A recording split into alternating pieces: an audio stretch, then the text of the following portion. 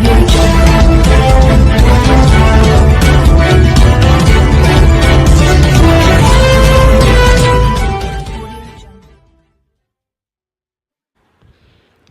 కాశ్మీర్లోని పహల్గామ్లో యాత్రికులపై జరిగిన ఉగ్రదాడి ఘటనపై వైఎస్ షర్మిల తీవ్రంగా స్పందించారు. ఇది ముమ్మాటికి కేంద్ర ప్రభుత్వ భద్రతా వైఫల్యమేనని ఆమె ఆరోపించారు.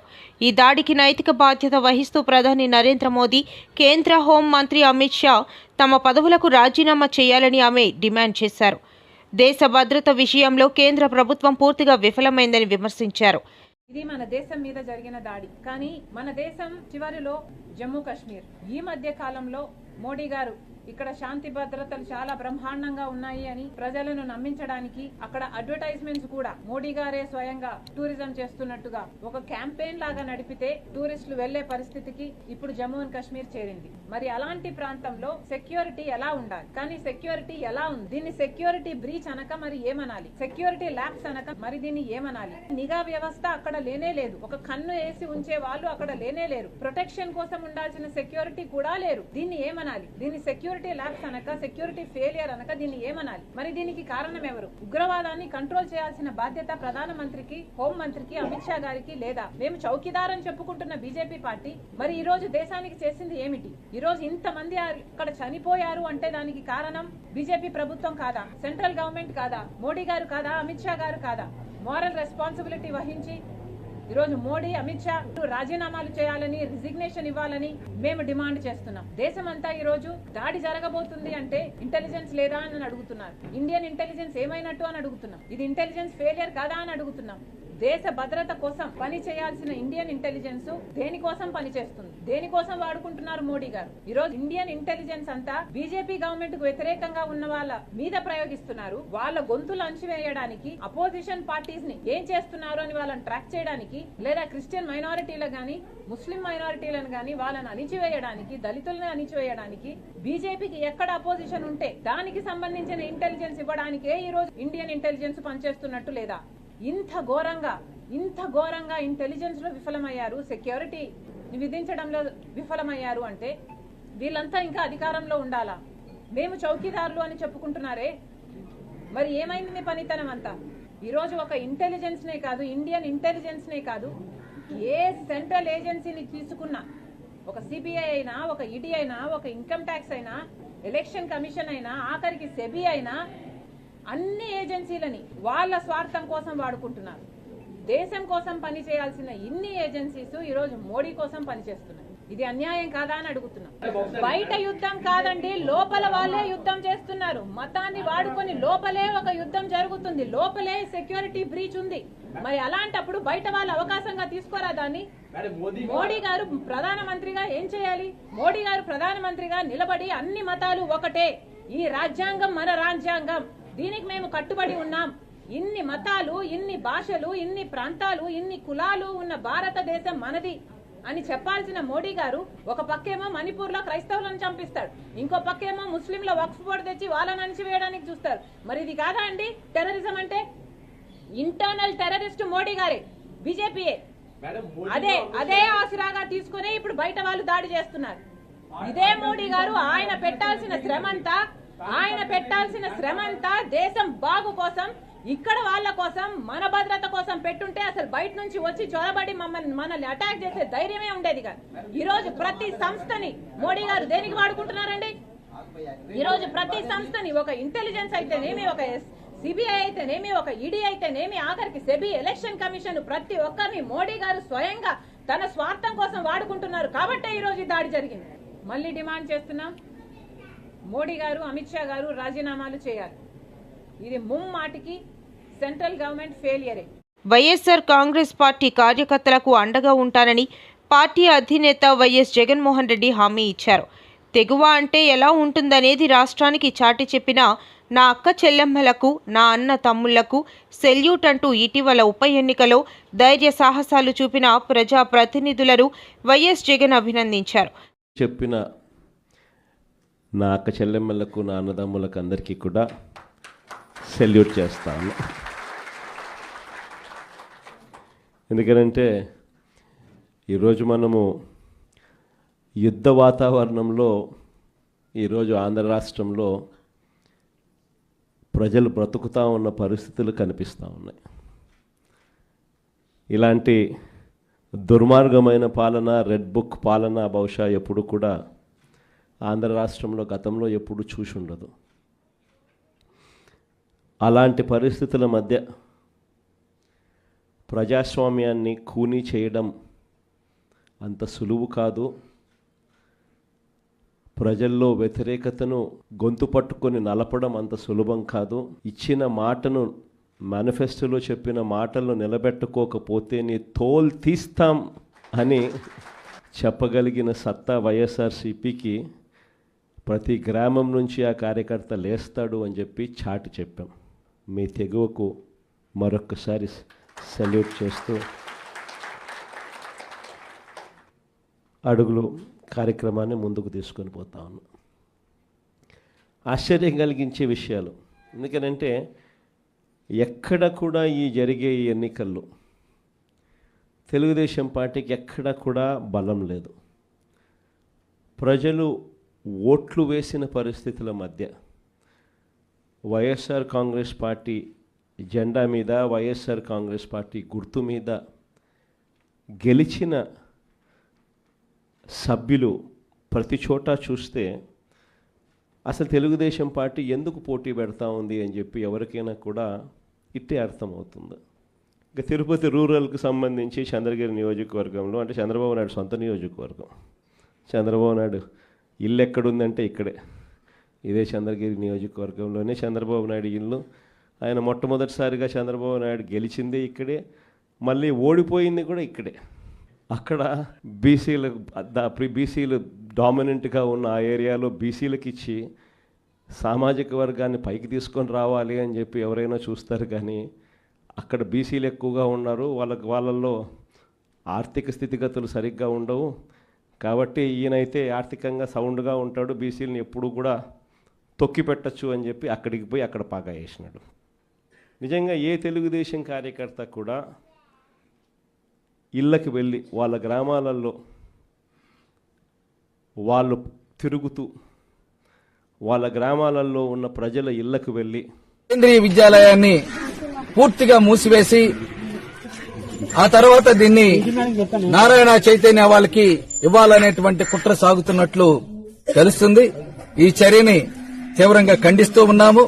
అదేమంటే స్టీల్ ప్లాంట్ యాజమాన్యం చెప్పేది, కేంద్ర బీజేపీ సర్కారు ఆదేశాలు ఇచ్చింది, స్కూల్స్ ని మూసేయటం గాని చేయాలి తప్ప ఆర్ఐఆర్ఎన్ నడపకూడదని ఆదేశాలు ఇచ్చినట్లు చెప్తూ ఉన్నారు. ఇది చాలా దుర్మార్గమైనటువంటిది. దీన్ని మేము తీవ్రంగా ఖండిస్తూ ఉన్నాం.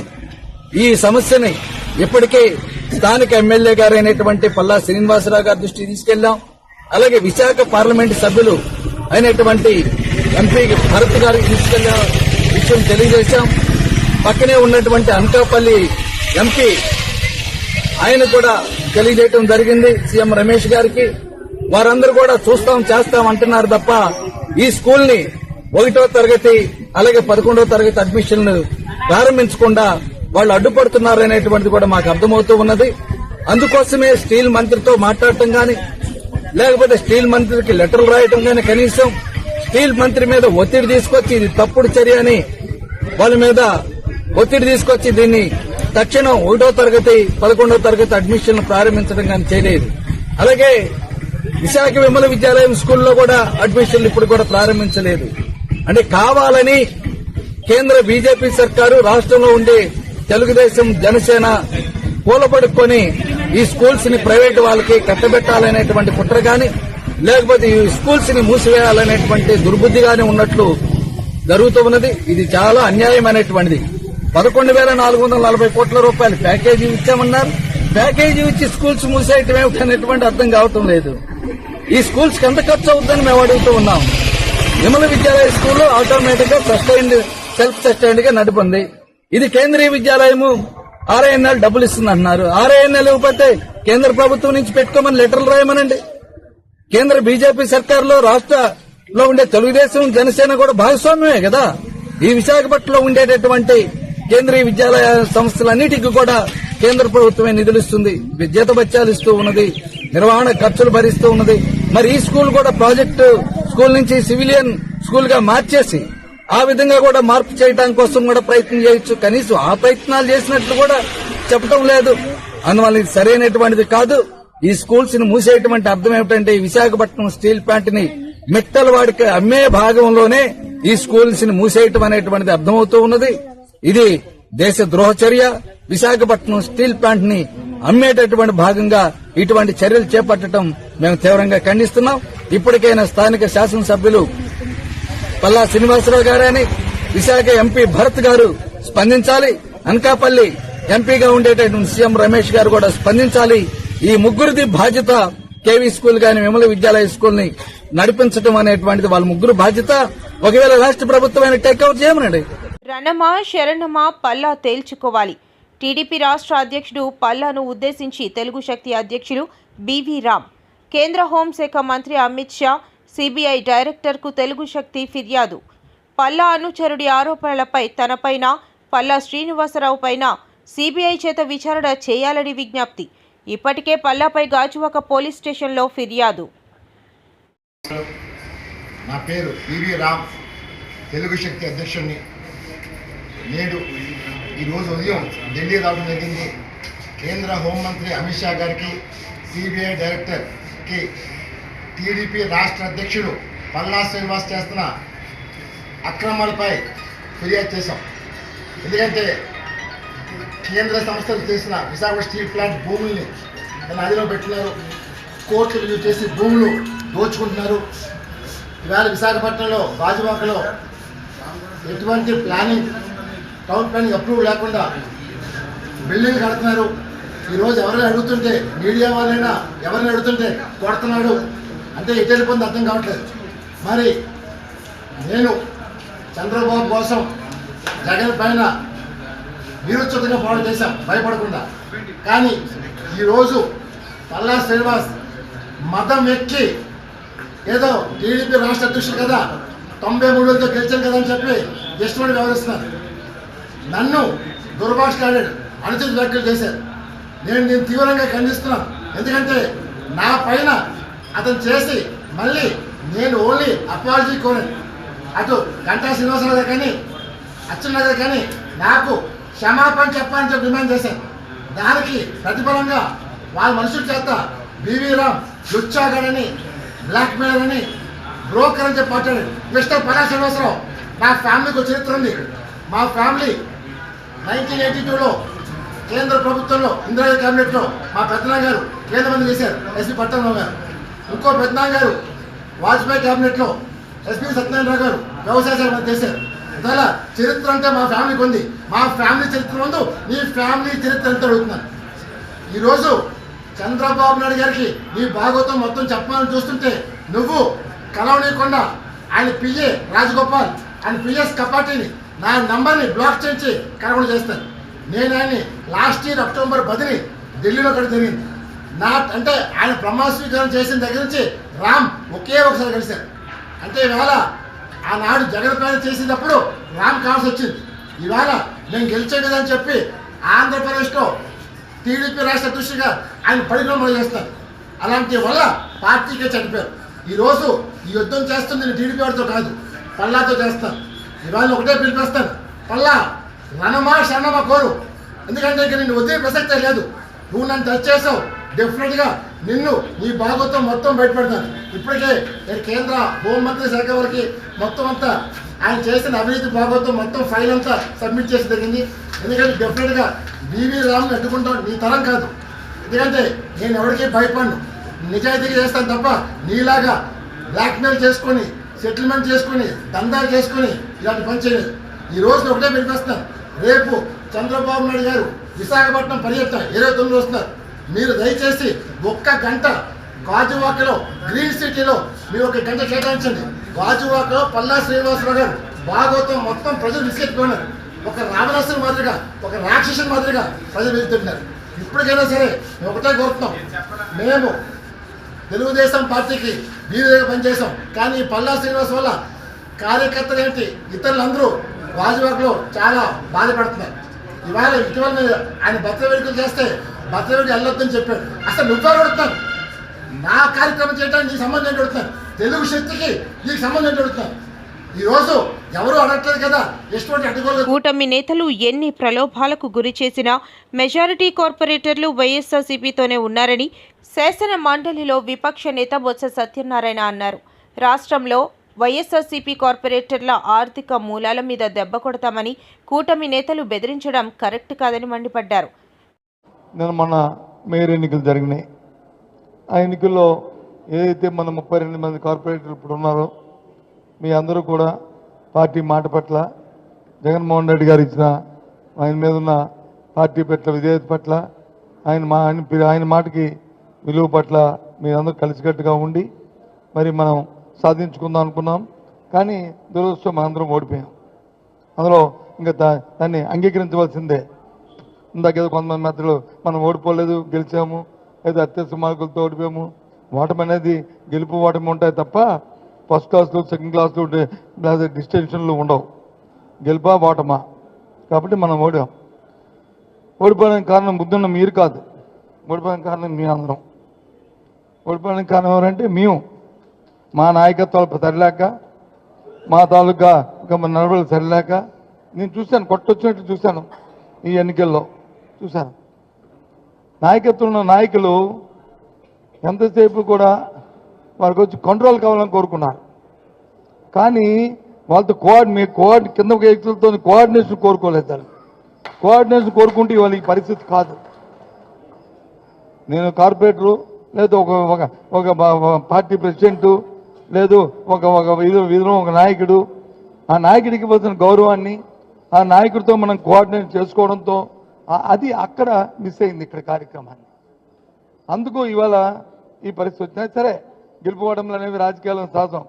మన సాధారణ ఎన్నికలు జరిగినప్పుడు 175లో 11 మంది గెలిచాం, 100 ఎన్నో కారణాలు, ఎన్నో సంక్షేమానికి 270 కోట్లు ఇచ్చినప్పటికి, 2,70,000 కోట్లు ఇచ్చినప్పటికి కూడా, ఎన్నో మంచి పనులు చేసినప్పటికి కూడా ఎక్కడో ఏదో ఇంకా ప్రజలు ఆశించిన దానికి మనం అందుకోలేకపోయాం. కాబట్టి ఆ రోజు అది వచ్చింది. సరే ఇప్పుడైనా గమ్ముడిపోయింది లేదు. ఇది ఒక గుణపాఠంగా, ఇది అందరికీ మనొక పిలుపుగా మనం ఆలోచన చేస్తూ మనందరం కలిసి కట్టుకుంటే అప్పుడు సాధించడానికి ఏం లేదు. ఎందుకంటే రేపు రాబోయే కాలంలో దాన్ని తప్పకుండా మనం సాధించుకోవచ్చు. అది వచ్చి XYZ వాళ్ళ నుంచి పోయింది, వీళ్ళ నుంచి పోయింది, వీళ్ళ నుంచి పోయింది, మనందరం కూడా. అందుకే చెప్పాను, మీ అందరూ కాదు, మా లైన్ వచ్చి సరిగ్గా ఉంటే ఇష్యూ లేదు. మా లైన్లో మాకు సరిగ్గా లేకపోవడం వల్లే, మీతో కోఆర్డినేట్ చేయకపోవడం వల్ల ఈ అనార్థం వచ్చింది. మనం మొదటి రోజు మీటింగ్ పెట్టుకున్నాం, మీకు అందరికి జ్ఞాపకం ఉంటుంది. ఎక్కడ మన బీచ్ ఆఫీస్తో. ఆ రోజుకి మన సంఖ్య తెలుసు. మళ్ళీ ఇక్కడ మీటింగ్ పెట్టుకున్నాం, ఆ రోజుకి మన సంఖ్య తెలుసు. అప్పటికే దగ్గర 7. అంతకుముందు ఇంకో ఎలక్షన్ అయింది, ఏది దాని పేరు స్టాండింగ్ క్యాంప్. అందరూ కొందరు వెళ్ళిపోయారు. సరే వెళ్ళిపోయారో పోయారో, ఆ రోజు వెళ్ళిపోయిన వాళ్ళతో మనకి అక్కడికి సరిపోద్ది అనుకున్నాం. కానీ ఇప్పుడే చిరంజీవి గారు చెప్పారు, ఆయన లైఫ్లో ఒక యాంబిషన్, అది ఒక సంకల్పం. ఆ సంకల్పమే నేను నటుడు కావాలి అనే సంకల్పం ఆయన మైండ్లో పడింది. అక్కడి నుంచి ఆయన జీవితంలో ఒక పాజిటివ్ మైండ్ సెట్ డెవలప్ చేసుకున్నాడు. ఎన్ని సవాళ్ళు వచ్చినా ఆయన గోల్ ఈ సెట్. ఆ గోల్ రీచ్ అయ్యే వరకు నిరంతరం పనిచేశాడు. ఒక మాటలో చెప్పాలంటే ఎన్టీ రామారావు గారు ఉన్నంత వరకు ఈయన ఒక స్థాయిలోకి వచ్చారు. ఎప్పుడైతే సినిమాలో నుంచి ఆయన రాజకీయాల్లోకి వచ్చారో ఈయన అక్కడి నుంచి ఆకాశం ఎత్తి ఎదిగే పరిస్థితికి వచ్చారు. అంటే దానికి కారణం ఏంటంటే ఒక మహానటుడు ఉన్నాడు, అప్పుడే నటుడుగా ఉన్నాడు. ఎన్టీ రామారావు గారు లేనప్పుడు చిరంజీవి గారి ఎవరి హీరోగా మహానటుడుగా తయారయ్యారంటే అది ఒక అవకాశం. ఇప్పుడు నేను కూడా ఉన్నాను. నేను రాజకీయ నాయకుడు కావాలనుకున్నాను. నేను యూనివర్సిటీ చదువుకుంటున్నాను. చదువుకున్నప్పుడు చాలా ఆలోచనలు వచ్చాయి, ఏం చేయాలి అనుకుని. చాలామంది నాకు సజెస్ట్ చేశారు, బాగా చదివితే ఐఏఎస్ అవుతాం. నేను అనుకున్నాను ఐఏఎస్ అయితే 10 మందిలో నేను ఒకడిని అని చెప్పి. మా వైస్ ఛాన్సలర్ పిలిచి లెక్చరర్ పోస్ట్ ఇస్తాను, జాయిన్ అవుతారా అన్నాడు. I said no. ఏంటి కారణం అన్న, నేను ఎమ్మెల్యేగా పోటీ చేస్తున్నాను, ఎమ్మెల్యేగా అవుతాను, తర్వాత వచ్చి మిమ్మల్ని కలుస్తానన్న. అంత నమ్మకం ఉందా అన్నాడు. తప్పకుండా గెలుస్తానని చెప్పి వెళ్ళాను. అంటే ఒక నమ్మకం, ఒక సంకల్పం. నేను ఎమ్మెల్యే అయ్యాను ఫస్ట్ టైం. నేను మంత్రి కావాలనుకున్నాను. మంత్రి కావాలనుకుంటే చెన్నారెడ్డి గారు మాకు ముఖ్యమంత్రి. అప్పుడు చెన్నారెడ్డి దగ్గర నాకు మంత్రి పదవి ఇవ్వమని మా వాళ్ళందరూ అడిగారు. నన్ను చూసి పైకి కిందికి చూశాడు. ఎందుకంటే చెన్నారెడ్డి గారు ఎప్పుడు కూడా చాలా స్ట్రాంగ్గా ఉండేవాడు. పైకి కిందికి చూసి, నిన్నటి వరకు యూనివర్సిటీలో ఉన్న స్టూడెంట్గా ఇప్పుడే గెలిచి వచ్చావు, అప్పుడే నువ్వు మంత్రి అయిపోవాలనుకుంటున్నావు, ఇది ఎక్కడ న్యాయం అని చెప్పి కొంచెం ఇచ్చేసాడు. నేను అన్నా, నాకు మెరిట్ ఉంటే ఇవ్వండి, నేను ఎంఏ చదువుకుందాను, పిహెచ్డీ కూడా చేస్తూ వచ్చారు ఇక్కడికి, మెరిట్ ఉంటే ఇవ్వండి అని చెప్పేసి ఛాలెంజ్ చేసి వచ్చాను. 2 ఇయర్స్లో మంత్రి అయ్యాను. ఎందుకు నేను ఇవన్నీ చెప్తుందంటే, ఒక స్టెప్ మనం వేస్తే ఇంకొక స్టెప్ కలిసి వస్తుంది. ఒక పాజిటివ్ థింకింగ్, ఛాలెంజెస్ తీసుకుంటా ముందుకు పోతే ఇంకోటి కలిసి వస్తుంది. నేను మంత్రి అయ్యాను, సినిమా ఇండస్ట్రీ మంత్రి అయ్యాను. అప్పట్లో అంజయ్ గారికి పెద్ద క్యాబినెట్, మా జంబో క్యాబినెట్, 60 మంది 62 మంది క్యాబినెట్లో ఉన్నాం. అప్పుడు అన్ని పోర్ట్ఫోలియో రాసింది నాకు ఒక పోర్ట్ఫోలియో రాశాడు. ఆ పోర్ట్ఫోలియో ఆర్క్యూస్, archaeology, cinematography, film industry, libraries. దేనికి కూడా జిల్లాలో ఆఫీసర్లు ఉండరు. నేను ఈ పోర్ట్ఫోలియో లాభం లేదనుకుంటే నేను రాణించేవాడిని కాదు. నేను దాన్ని సవాలుగా తీసుకొని పనిచేస్తూ వచ్చాను. అప్పుడు మా సినిమా వాళ్ళందరూ కూడా వచ్చేవాళ్ళు. అప్పుడు ఎన్టీ రామారావు గారిని కలవాలని మా జయకృష్ణ గారు చెప్తే ఎన్టీ రామారావు గారు కలిశారు. ఎన్టీ రామారావు గారిని కలిసిన తర్వాత నా మ్యారేజ్ ప్రపోజల్స్ ఆయనే పంపించాడు. పూర్తి స్థాయిలో ఎంక్వైరీ చేయమని నేను మా అధినాయకులు పవన్ కళ్యాణ్ గారికి